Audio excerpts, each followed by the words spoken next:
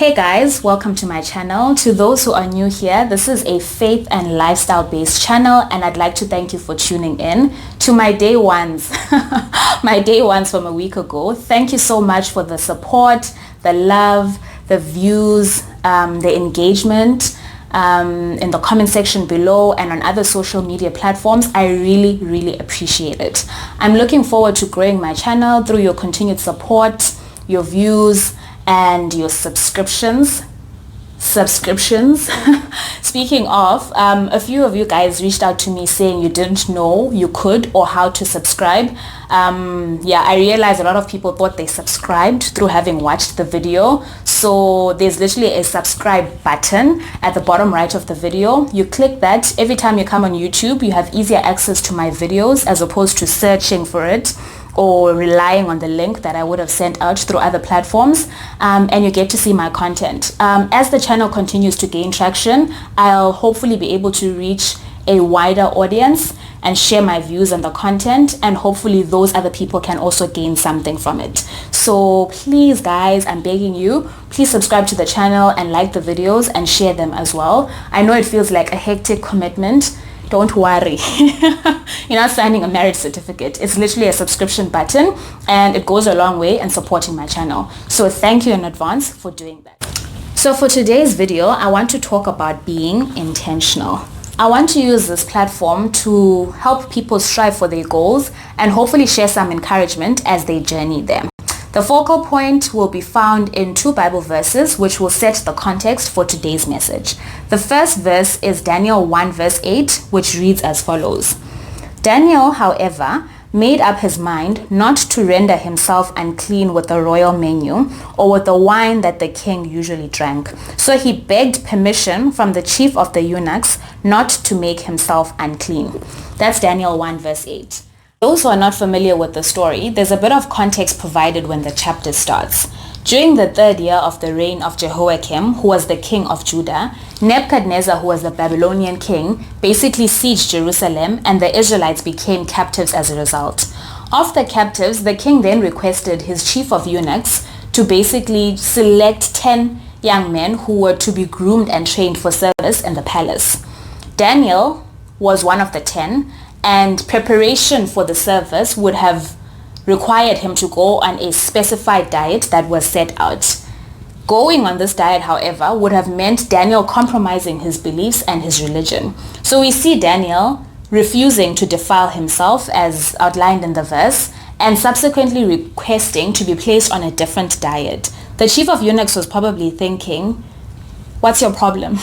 Are you the king or are you a captive? Is this your kingdom? Maisho, please don't mess with me. Fast track in the story and we see Daniel post his 10-day trial that he requested to be on his own diet. Him and his peers being like the best of the best in terms of their fitness, their health, being the wisest, and basically excelling even though they didn't go the traditional route that was set out for them. The purpose of the story is not to highlight the events that transpired afterwards, but rather to focus on the fact that Daniel had a purpose and he was intentional about avoiding things that would derail him from fulfilling his purpose. Even though he was now a captive and did not or could not enjoy the same freedom of expression, the same freedom of religion that he would have, he was still intent on honoring God. In turn, in the next verses, we see God granting him favor and granting him the sympathy of the chief of the eunuchs. So here are my highlights in terms of what I think the story teaches about being intentional.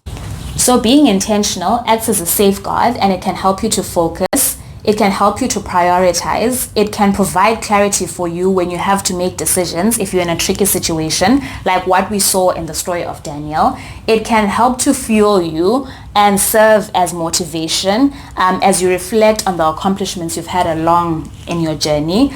And setting intentions and disclosing them to people you trust, of course, can also help you to be accountable. When you're starting to stray, those people can call you out and they can remind you of the intentions you set. And that little voice in your head can also tell you that you're off on the wrong path now. And most importantly, if you set out to honor God, He will in turn honor you. We see that in the story of Daniel.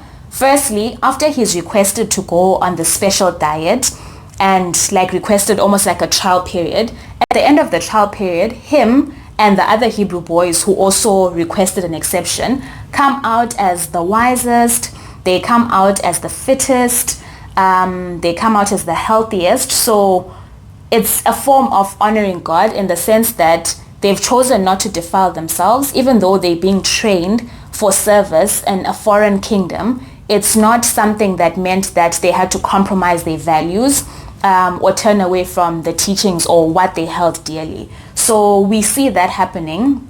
And as a result, because of many of the successes they had along the way, as a result of standing out and leaning on God and being intentional about what they were working towards, they end up being elevated to positions of power and positions of status.